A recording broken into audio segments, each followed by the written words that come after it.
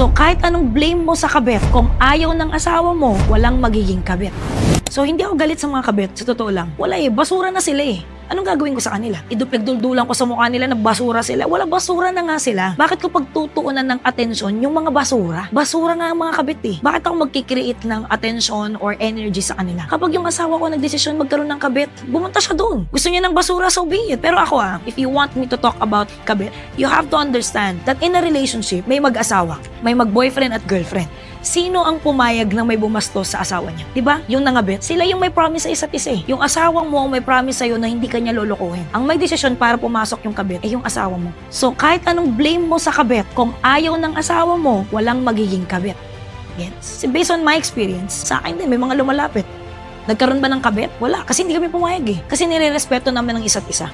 Kaya nga lagi kong pinopromote. Kapag nangabit na yan, iwan mo na. Kasi hindi na ikaw ang priority niya. Hindi ka na niya nire-respeto. Hindi ka na niyan mahal. What can you control? You can control yourself, your respect to yourself, and the respect of the people around you. If you keep on blaming yung mga kabit, ano mangyayari sa'yo? Tinotolerate mo yung asawa mo na sabi mo, ay gwapo kasi nilalapitan bobo ka. Hindi ganun yun. Ang desisyon ng asawa mo, lokohin ka. Yun. Kahit kailan hindi ko pagtutunan ng pansin yung mga kabit. Basura na sila Pagtutunan ko ng pansin, yung taong gumawa sa akin ng mali, tatanggalin ko sila sa buhay ko and then I'll live my life better.